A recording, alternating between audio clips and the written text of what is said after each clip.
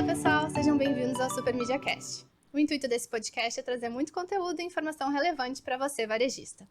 Aqui nós vamos abordar o mundo dos supermercados, falando sobre estratégias de vendas, marketing, tecnologia e muito mais. Eu sou Renata Vieser, sou CEO e fundadora da Supermídia. Com a Supermídia nós damos um up nas vendas e na padronização do marketing da sua loja, através de divulgação de conteúdos e ofertas e tabelas de preços automaticamente, além de impressão de cartazes com apenas um clique. Hoje nós estamos aqui com um supermercadista muito especial para falar sobre um case muito interessante sobre o mundo e a venda das carnes de açougue. Estou aqui também com a Érica, minha colega. Olá, gente, tudo bem? Sejam bem-vindos a mais um Super Media Cast. Bom, então o nosso convidado hoje é o Bruno De Lázari Lang. Ele é graduado em administração e pós-graduado em gestão comercial. Começou a trabalhar como supermercadista ainda desde criança no supermercado da família. E hoje é diretor do supermercado Lang, além de fazer parte da diretoria da Agas Jovem. Seja bem-vindo, Bruno. Isso aí, tudo Seja bom? bem-vindo. Tudo bem? Oi, Renata. Oi, Érica. Tudo bem? Obrigado pelo convite de vocês. É um prazer estar aqui com vocês hoje. E vamos conversar um pouco aí sobre essa trajetória e tentar agregar valor para quem está aqui nos assistindo. Desvendar aí o mundo das pouco carnes. Das carnes e do supermercado. Muito Show de legal. bola. Bom, Bruno, para a gente trazer um pouquinho de contexto para quem está nos escutando também, vou pedir para te apresentar um pouquinho mais, falar sobre a tua trajetória até aqui, tudo que tu achar relevante o pessoal de casa saber. Tá bom. Então, me chamo Bruno, tenho 31 anos. Como a Renata falou, sou formado em administração. E eu comecei dentro do supermercado, como boa parte dos meus colegas, desde criança, né? A minha casa era dentro do supermercado. Então, nasci literalmente dentro do supermercado. Desde pequeno, estava ali envolvido. E foi o que eu aprendi a fazer, né? Por estar ali. Inevitável. Então, eu comecei fazendo sacolinha no mercado, depois indo ajudar a arrumar, abastecer a prateleira. E tem um ponto que marcou, com 12 para 13 anos, a gente vendia fogos de artifício numa das nossas lojas.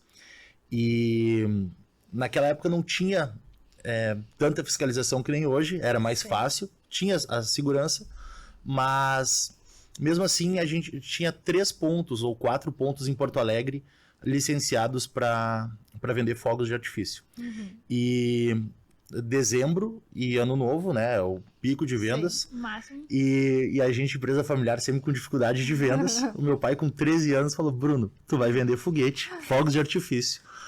Piazada na rua. No ano novo. Não. Na virada. Na virada. Meu Deus do céu. E aí, naquela época eu não tinha essa noção, esse senso, mas tipo, conversando com meu pai, ele falou, foi ali, Esse senso. foi ali que eu vi que tu podia dar pro negócio, que eu te dei mais liberdade, porque vinha uma demanda absurda, eu com 12, 13 anos, numa calculadora, fazendo venda de R$1.000, R$2.000, recebendo em dinheiro, passando cartão.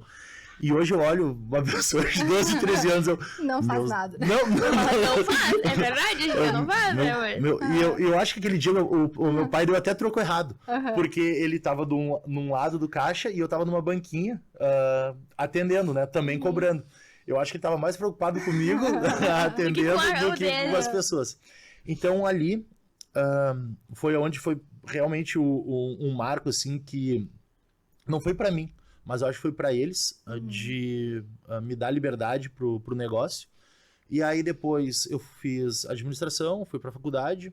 Na faculdade eu analisei tipo, o cenário do nosso mercado, eu vi, a parte financeira é onde que eu vou conseguir trazer mais rentabilidade pro negócio. E aí eu me graduei, né, em gestão, pós-graduei em gestão financeira. E aí eu fiquei atuando. E meus pais sempre me deram muita liberdade para tocar o negócio. E aí depois que eu me formei, meu pai chegou para mim e falou: agora tá na hora de toma tocar. Que o filho é teu. Tá na hora de tocar. Toma, te a vira. gente fez a sucessão, ele passou a empresa pro meu nome, né? E agora é contigo. Ele trabalha hoje, trabalha ainda no supermercado. E aí eu comecei trabalhando, eu administrando, a minha irmã foi fazer farmácia. mas empresa familiar, sempre precisando de gente, voltando lá com 12 anos. Ela, e meus pais também super coerentes, pagaram a faculdade, ela se formou, ela recebeu uma proposta de emprego e aí falaram, vem trabalhar com a gente paga mais. Tudo simples assim. Super certo. Aí ela acabou vindo, e aí logo que ela entrou na operação também, tipo, criada dentro do supermercado, ficou e administrou super bem aquilo, sabe? E aí também eu chamei, Renata, então a gente vai ser sócios. Sim. E como do mesmo jeito que eu ganhei a empresa dos meus pais, ganhei entre aspas, né? Sim. Mas... muito suor, né? Não é fácil. Eu falei, então a gente vai dividir, é metade meu, metade teu. E hoje ela é minha sócia. Então o Superlang é meu e da minha irmã, né? E a gente toca o negócio juntos. Eu com uma parte mais estratégia do negócio e ela cuida de toda a parte da operação. Que bacana. Ela cuida do resto, tu fica com... Ela cuida de tudo. Ela fica com todo o resto, tu fica só com É uma história muito legal, assim. E eu não conheço nenhum supermercadista, né, que não tenha nascido, né, os filhos se criados dentro da loja. Eu também compartilho dessa história, apesar de ter saído um pouco, né, depois da operação e ido por outros caminhos, assim, mas também, né, me criei dentro da loja. E é inevitável. Acho que eu não conheço nenhum supermercadista que tem filhos que os filhos não se criam dentro da loja. Exato. E é legal ver, assim, tu já jovem e já ter assumido. Que também, às vezes, isso é mais difícil, né? Normalmente, os pais ainda continuam por um bom tempo ali supervisionando, né? E mantendo as rédeas também. Eu não sei até que ponto meus pais têm a consciência ou não. Mas foi muito bom, assim, tipo, pela liberdade que eles me deram, fez eu querer o negócio, né? E hoje, tipo, centralizo a minha atenção pro mercado, e foi dessa forma que eu aprendi a gostar, né? Então, eu acho que essa liberdade que eles me deram foi o crucial para mim me empoderar daquilo e dizer, é isso que eu quero pra minha vida, é isso que eu vou seguir fazendo. E criar estratégias mesmo pro negócio. Exatamente, para querer fomentar e crescer o negócio cada vez mais. Sim. E por mais que tu fosse participativo, né, desde sempre, durante a faculdade, mesmo não tendo assumido de fato o negócio, né, antes, quando tu assumiu, assim, o que foi que tu pensou, nossa, agora eu vou mudar tudo isso aqui? Ou foi, não, tá, eu vou mudar algumas coisas, trazer outras coisas, mas como é que foi assumir isso de... Sim. Porque é uma mudança de cabeça, né? O que aconteceu a gente vinha com sempre a organização que os meus pais tinham da empresa. E ela era limitada. E depois eu acabei entendendo isso, que eles nunca saíram lá do supermercado para procurar quem pode nos auxiliar da melhor forma possível. Era sempre aquela pessoa que ia bater na porta e por confiança acabava aceitando aquele serviço. Sim. E nem sempre esse era o melhor serviço. Então, quando eu saí logo que eu saí da faculdade, eu já estava participando da Agas e entrei para a Agas Jovem, e ali a gente começou a trocar network, informações. Quem é a tua contabilidade? Quais sistemas tu utiliza? E aí eu me nutri de informações e acabei tendo essas pessoas como referência. E aí esse processo foi exatamente isso. Eu cheguei e falei, do jeito que tá, não tá legal. E eu quero fazer isso, dessa forma. Então, quando eu assumi, eu já assumi com a minha equipe, digamos assim, é tudo terceirizado, mas são empresas que eu confio e que foi realmente a virada de chave e foi o ponto que fez eu... então agora eu que administro, porque sou eu que lido com o sistema, sou eu que lido com a contabilidade, né? Lida de negociação e aí acabou ficando para mim a responsabilidade, porque fui eu que trouxe essas pessoas. Sim. Só que deu certo. Então, tá tudo certo. E entrando assim no case, né, da venda ativa, né, do açougue, ali, das carnes, acho que, né, já aqui no Rio Grande do Sul já é uma grande referência, né, nesse assunto, assim, e trouxe uma perspectiva muito diferente, né, uma venda, assim, muito diferente, muito ativa, e acho que, né, se tornou, assim, um case de influência nesse sentido do açougue. Queria a gente começar do agora, te contar um pouquinho como que é hoje, e depois a gente conta Depois a gente volta. Chegou até aqui, né? Assim, para dar a primeira referência para o pessoal que está escutando do que é hoje, né? Esse case, e depois a gente conta como chegou. Então, hoje o Superlang, ele é especializado em carne de qualidade. Só que eu tenho um propósito que é entregar a melhor carne dentro daquela faixa etária de preço. Porque é muito fácil tu ter uma carne lá de R$ 150 e ela vai ser boa. Mas não é fácil tu ter uma carne de R$ 50, R$ 60 e ela entregar um padrão tão bom quanto. Então hoje o meu foco é conseguir entregar a melhor carne dentro do melhor custo-benefício para o meu cliente. A minha carne não é a mais barata entre os meus concorrentes, mas eu não me destono tanto. Então eu vendo a 5, a R$ 10 a mais o quilo, mas eu entrego uma experiência totalmente diferente. Quase comparando com aquela de 100, de 80. Então foi nisso o meu foco. E a primeira coisa foi entender as linhas de carne dos frigoríficos e dos fornecedores. Porque antes o cara chegava lá e diz, eu tenho oferta disso. E compravam o que ele ofertava, sabe? Só que dentro do mesmo... E aí, dentro daquela cultura já era aquilo e aquela carne que trabalhava. Só que dentro daquela mesma empresa, tu tem outras linhas de carne. Né? Vou dar um exemplo da Marfrig, tá? A Marfrig tem a linha Dia a Dia, que é a linha de entrada. Ela tem a linha Steakhouse, que é uma linha já melhor focada para churrasco. E ela tem a linha Base. Era desconhecida essas duas linhas dentro do mercado, a Steakhouse e a Base. Pô, por que não colocar essas linhas? E falar para o nosso cliente, olha, tu tá pagando um pouco mais caro, mas é diferente. E aí eu fui para as mídias, para as redes sociais, né? E falar exatamente isso que eu tô contando para vocês, contar essa história.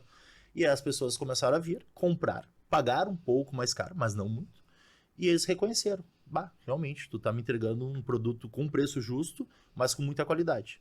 Então, hoje, a gente conseguiu virar referência em qualidade por conta disso, né? Selecionar bem as linhas de carne. Hoje eu faço uma curadoria com mais de 12 frigoríficos. E aí, dentro de todo esse processo, eu selecionei. O entrecô eu gosto do Base. Mas a maminha eu gosto da Maturata, que é da JBS. A costela tem que ser a Angus cara preta que eu trago de Minas Gerais, sabe? Então, eu trabalho com linhas específicas dentro de cada frigorífico. E para determinado corte. Para determinado corte também. Então, foi esse processo e o pessoal reconheceu, né? Depois a gente começou a agregar mais valor, trazendo diferentes tipos de linguiça, diferentes pães de alho, né? Sabores, geleias, linhas gourmets. E aí a gente começou, a agregar valor realmente no churrasco. Que daí a pessoa não vai no mercado só para comprar carne. Ela já sai dali com aquele churrasco diferenciado que ela vai servir. Porque o churrasco nada mais é que uma confraternização. Sim. E quando tu se dispõe a fazer o churrasco, tu quer entregar uma experiência, alguma coisa para quem tu tá servindo. E aí, por entender isso, eu consegui juntar, né? E aí tentar entregar essa experiência que eu acredito que eu entrego hoje. Que legal. Muito legal. E essa tua história, assim, com o churrasco, com a carne, já foi estratégica, assim, pro supermercado, ou tu já tinha essa noção, assim, né? Essa vontade, esse conhecimento de carnes e quis aplicar isso no mercado? Eu não tinha nada. Não teve estratégia nenhuma, só aconteceu. E eu não gostava, inclusive. Olha só. Na verdade, eu sempre gostei de fazer churrasco. Mas eu gostava Gaúcho, né? Gostava de assar. Aprendi a assar e gostava de fazer a função do churrasco. Mas, propriamente, o açougue, não. E aí aconteceu que final de 2018 para início de 2019, a gente saiu um açougueiro nosso. E entre os horários, como a gente abria domingo de tarde ainda naquela época, eu tinha que dar uma folga na semana pro açougueiro. E aí não fechava os horários e alguém tinha que cobrir. Quem é que vai cobrir? Bruno, né? Cobra o escanteio, corre na área, cabeceia. E aí eu lá dentro do açougue achava aquilo ali um saco. Né? Não sabia fazer, a pessoa me pediu um bife, eu ficava nervoso porque não sabia cortar. Me dá uma chuleta, passar na serra, meu Deus, né? Porque não tem experiência. Só que eu comecei a ver que, eu vou ter que ficar mais um tempinho aqui, porque tá difícil de achar açougueiro, e realmente açougueiro é bem difícil de contratar pros supermercados. E eu falei, tudo que tu não sabe fazer, tu não gosta. Então é bom eu começar a aprender a fazer isso. E aí eu comecei a me encarnar. Tipo, vou pra internet, comecei a ver cursos de açougue, fiz cursos de açougue e comecei a trazer isso pra dentro do supermercado. E o meu açougueiro, meu chefe de açougue, o seu Gilmar, que a gente chama, o meu vô, né? Ele é meu tio, tá? O meu vô tinha frigorífico, eles matavam boi no interior.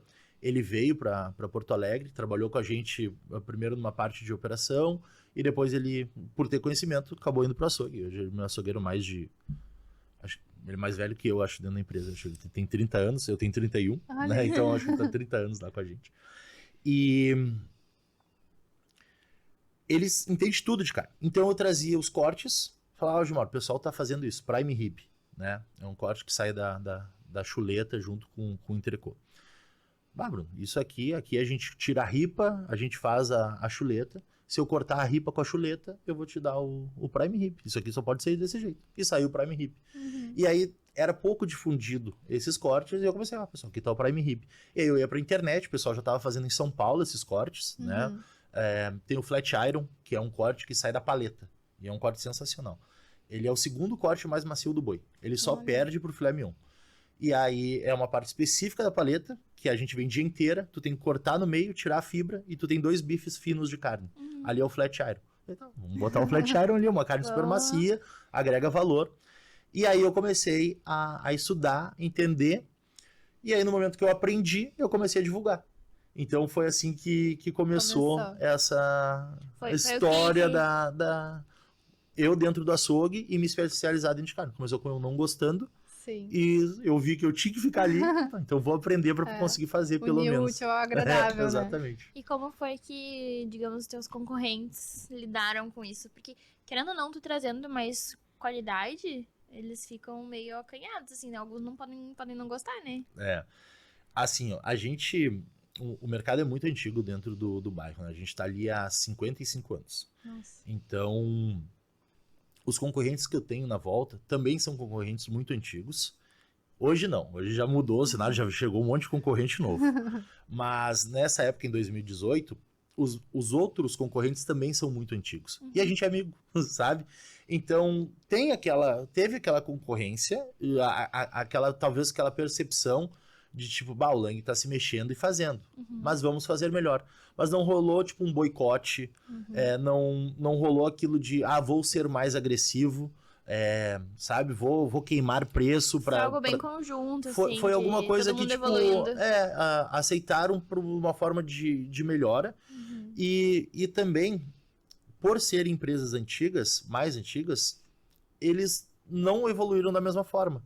Então eles continuam e têm os seus movimentos, os seus clientes, o seu perfil de público, vendendo aquilo que eu não parei de vender, mas eu mudei a forma de vender. Então eu acabei agregando valor ali nas carnes. Hoje sim, hoje já se instalou mais um Zafari, abriu um atacarejo perto, agora acabou de chegar um outro concorrente, e aí já teve que se mexer de novo. Mas eu já chego nesse aí também. Bacana. Muito bacana. E não sei se tem algum resultado, assim, que tu consegue falar pra gente de números ou dados ou porcentagens, eu trouxe. coisas assim. Até pra dar legal. Um contexto, assim, pro pessoal. Desde essa virada de chave. Sim. Show antes e depois. Eu peguei o nosso faturamento por ano, mas eu elegi um mês, porque fica mais fácil a gente falar mensal do que compilar o ano e talvez inteiro. Passe um número maior. Então, em 2018, a gente faturava 236 mil por mês e no açougue, 45 mil, tá? Aí, 2019, eu comecei a já dar uma estigada maior. A gente saiu de 235, eu tô comparando sempre o mês de abril. Então, abril de 2018, abril de 2019, 2020... até 2023. Que não é um mês de festa, não é um mês que... Eu peguei um mês que sai daquela... O pessoal já voltou, já retomou as aulas, mas não é o mesmo período do final do ano. Porque o final do ano já daria um volume maior. Sim, então eu peguei um certeza. mês mais neutro, digamos assim. Então, 2018, 236 mil com 45 mil de venda no açougue. 2019, a gente já passou para 283, então 50 mil de crescimento bruto em vendas, e o açougue de 45 para 52. E aí o ano de 2019 foi onde que eu comecei efetivamente isso. E 2020 veio o agravo da pandemia. E a gente cresceu na pandemia, só que a gente estava preparado para crescer na pandemia. Então eu já estava fazendo aquele marketing. As pessoas estavam em casa e elas me pegaram como referência. Eu tô em casa e tô olhando o conteúdo dele. Sim. Tá, é agora que eu vou comprar, sabe? E aí foi a nossa virada de chave. A gente também, rapidamente, a gente não tinha um serviço de teleentrega estruturado. Sim. Deu o lockdown, eu já tinha um telefone parado, comprei um chip e larguei na internet. Ó, esse é o WhatsApp do Superlang, fica em casa e pede por aqui. E aí também a gente fazia, sei lá, de 30 a 40 entregas por dia. Nossa, isso é muito... É muita coisa, né? Hoje a gente continuou, manteve. Foi legal que naquela época a gente ganhou muitos novos clientes, perdemos alguns, mas a gente manteve clientes que gostaram de comprar com a gente. E aí serviu para também ter novos clientes. Então, 2020, abril, a gente pulou 2019, 283. Para abril de 2020, a gente pulou para 430. Então, 150 mil a mais praticamente de faturamento. E o açougue também, ele saiu de 52 para 84. Aí, 2021, abril, 430, 2020. 2021, 444 de faturamento mês. E o açougue pulou para 98. Nossa. A porcentagem do açougue já ficou maior sempre crescendo o açougue junto. Só que 2021, a pandemia fomentou pelas pessoas estarem em casa e a gente fazia esse serviço de teleentrega. Muitos concorrentes demoraram para conseguir se estruturar, porque a gente tem uma estrutura enxuta. E o importante é que nem tu comentou, vocês estavam prontos para crescer. Isso. Então, por mais que a pandemia acho que foi meio que um tapa na cara para todo mundo crescer e se ligar. Se ligar que tem que ser rápido, né? Vocês já estavam meio que encaminhados nisso, né? Já já tava com esse pensamento... A gente já estava estruturado, tipo, em iFood. A gente já tinha minimamente ali um serviço de teleentrega no bairro. Então a gente só adaptou para conseguir atender a demanda. E aí deu certo. Aí sim, 2021 foi inevitável para todas as empresas que 2022 não seria da mesma forma. Porque começou as flexibilizações e as pessoas voltaram a comprar nos seus mercados mais coniventes. Mas eu não voltei para aquele número de 2029. Eu fiquei nesse patamar. Então, 2022, 419 de venda, e o açougue se manteve, 98 mil. Nossa. Né? Então, a porcentagem do açougue ainda ficou maior em relação ao aumentou mais ainda. E aí, 2023, chegou os concorrentes. 2022. Não, sim, 2023. Tô perdida. Isso, né? Agora, né? Agora. Abriu um Zafari do lado do meu mercado, tipo 5 minutos a pé. E o meu mercado é de bairro, o Zafari tá se instalado na avenida, então, tipo, ele pega o público que passa na avenida e o do bairro caminha até lá. E abriu um supermercado Pese também, que ele é muito agressivo em preço. Então, eu comecei a perder mercado agora esse ano. Então, o faturamento se manteve 423, né? E o açougue caiu de 98 para 90. Não é, em percentual é baixo, mas eu quero crescer, né? E aí tu começa, tu vem numa crescente, no primeiro sinal de crescer isso, ó. Vamos mexer de novo. Vamos mexer de novo, e é por conta disso isso. E aí nasceu o Churrasquinho, que legal. Que é a empresa que eu tenho hoje de eventos de assado. Ai, que legal. Sim, e conta também, assim, qual foi a ideia, né? Eu acho que tu já vinha nessa questão de diferenciação, né? De serviço de açougue também. E aí, como que surgiu, assim, vou, né, prestar o serviço de assado, de assado assim, pro pessoal. O que aconteceu nesse período aqui do açougue? Por ter uma carne de qualidade, as pessoas confiavam em mim para fazer o seu aniversário, a sua formatura, o seu casamento. E aí eram churrascos grandes. E aí ele falou, Bruno, eu tenho um churrasco para 50 pessoas, 60 pessoas. E eu quero comprar as carnes de ti, eu quero comprar tudo contigo. Eu, beleza, eu faço o teu cardápio. Conversando com a pessoa, O que tu gosta de comer? O que tu gostaria de servir? Eu tenho tudo isso aqui de opção de entrada. Escolhe tantos. E aí a gente formalizava os itens e eu fazia as quantidades para a pessoa. Então, para essa quantidade de pessoas, tu precisa de tantos pão de alho Santa Massa.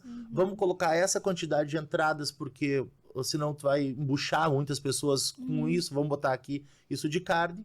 E aí eu largava certinho para aquela quantidade, para aquele evento, um cardápio já pronto, calculado, certinho, com orçamento. E aí eu comecei a fazer isso e fiquei só nisso.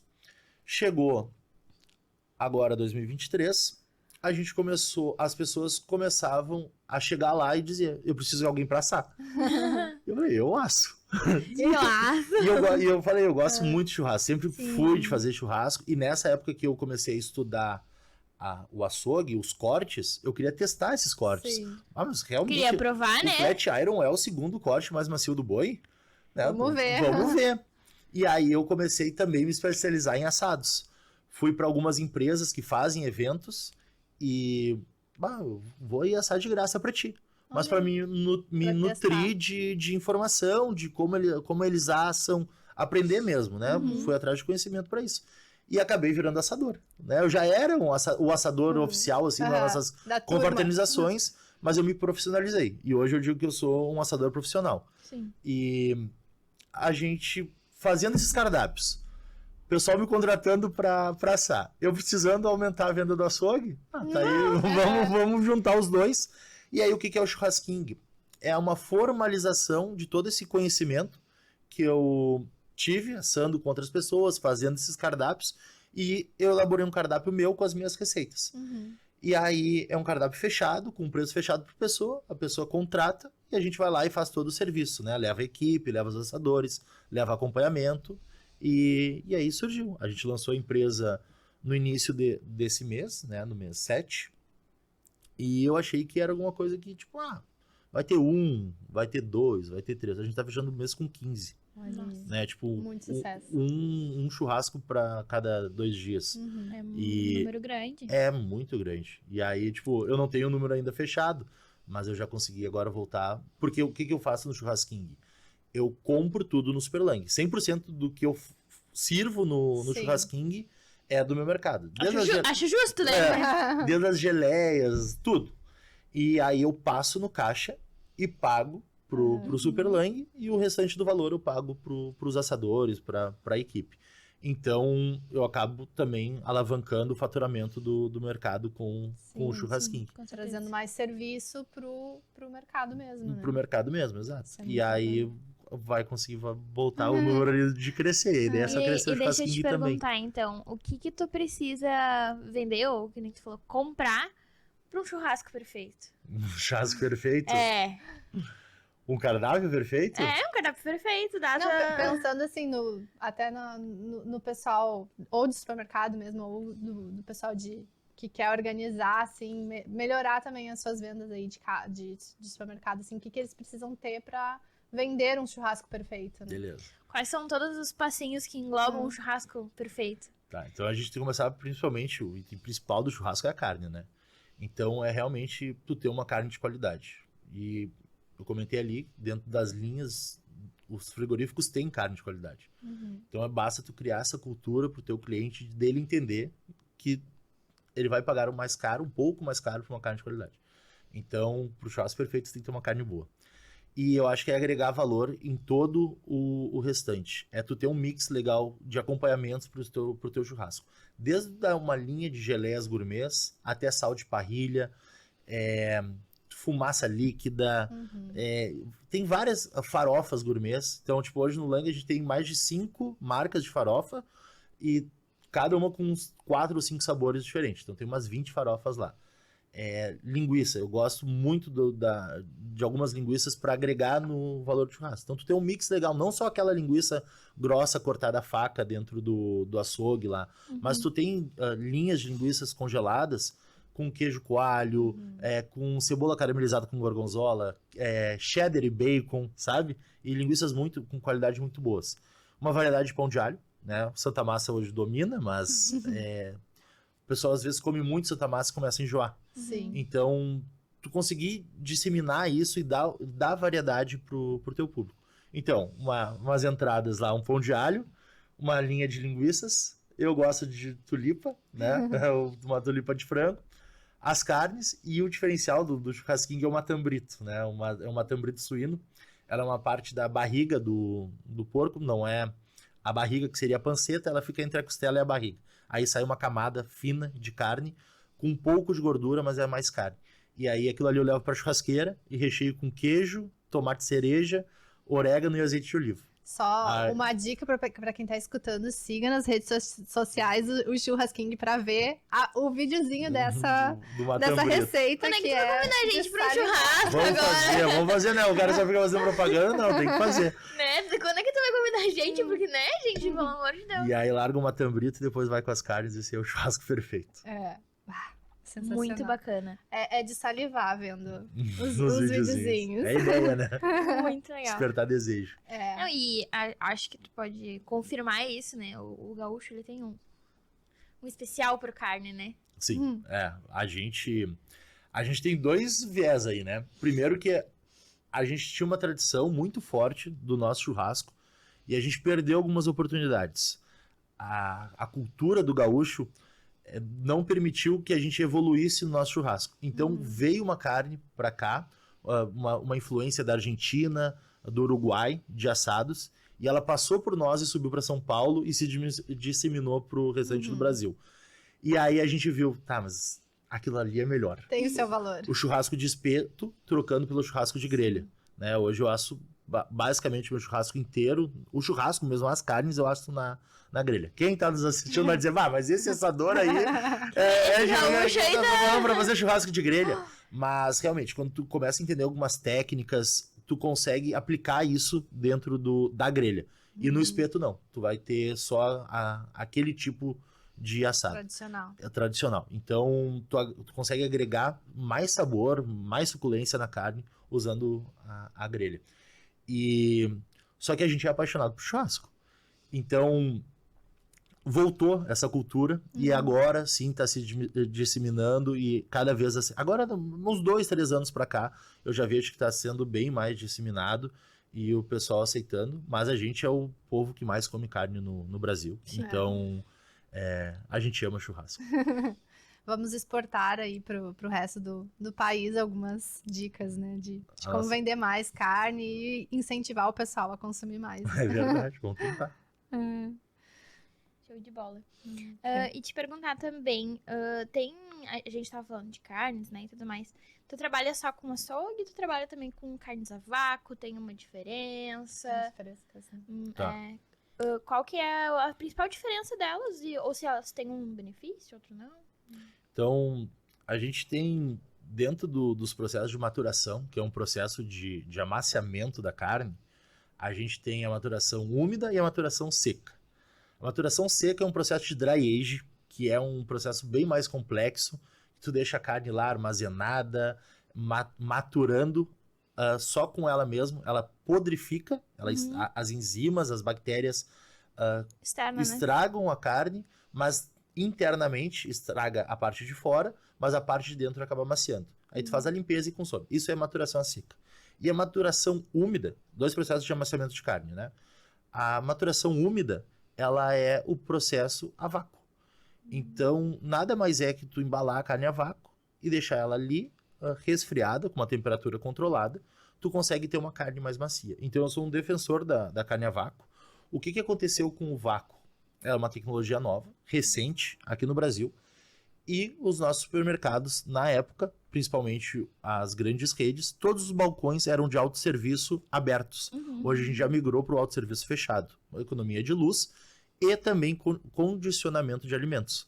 Então, o que estraga o vácuo é a troca de temperatura. Então, tu imagina a tua loja, uma hora com mais quente, por conta do movimento, o cliente pegando a carne na mão, escolhendo, devolvendo, quero outra.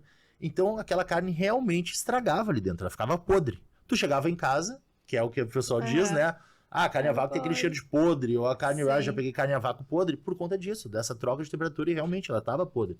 Só que hoje a gente já tem uma cultura das nossas geladeiras fechadas, o abastecimento mais consciente, vamos repondo mais vezes. Ao invés de deixar aquela quantidade grande.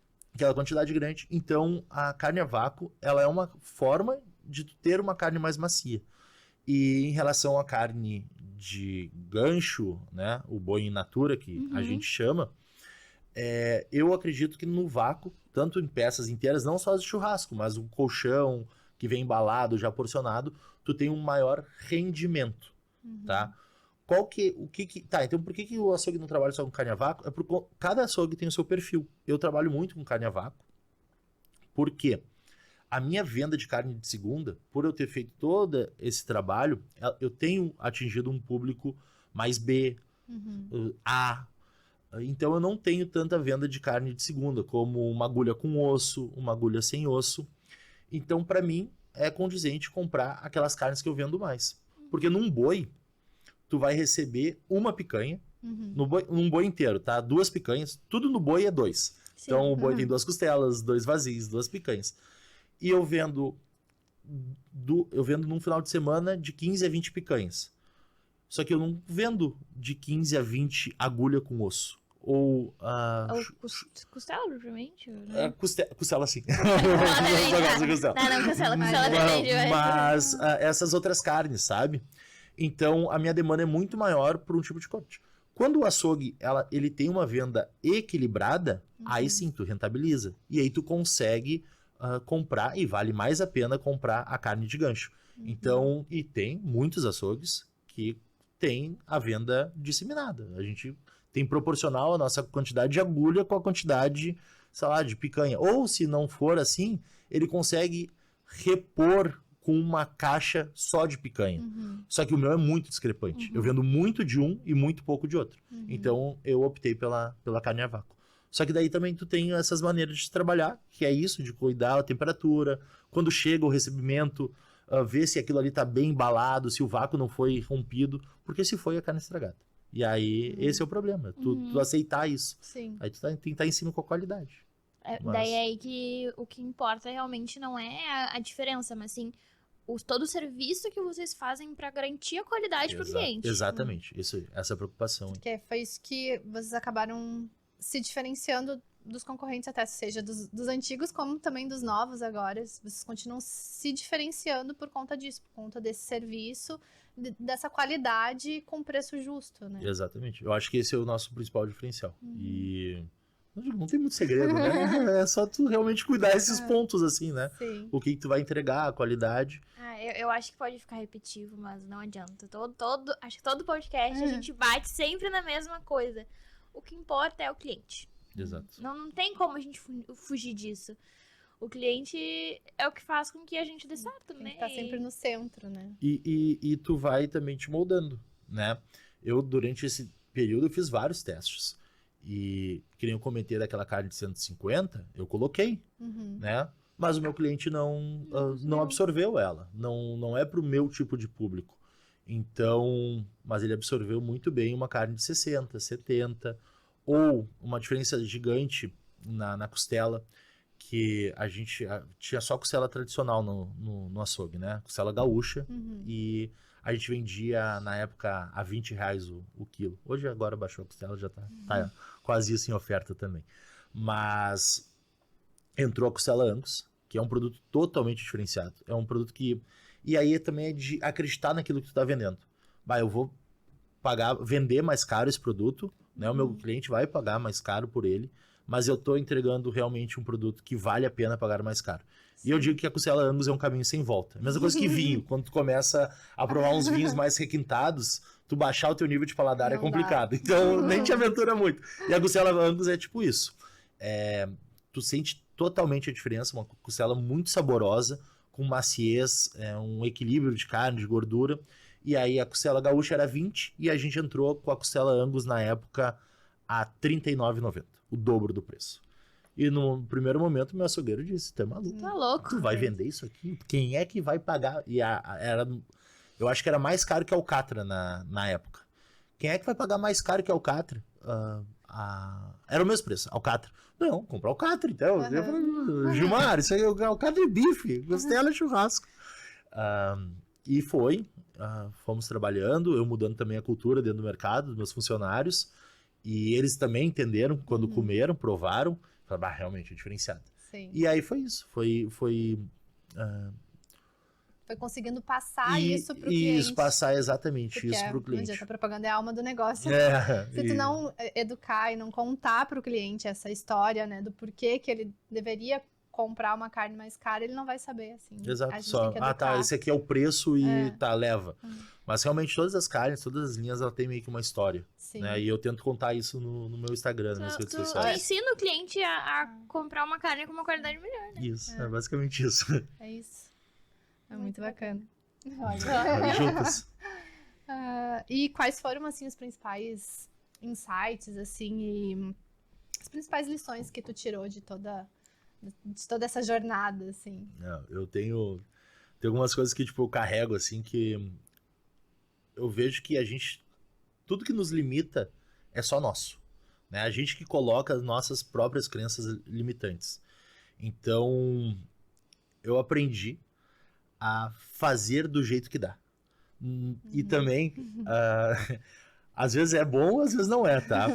Mas vai lá e faz. Não fica esperando o perfeito, que é melhor o não perfeito do que o nada feito.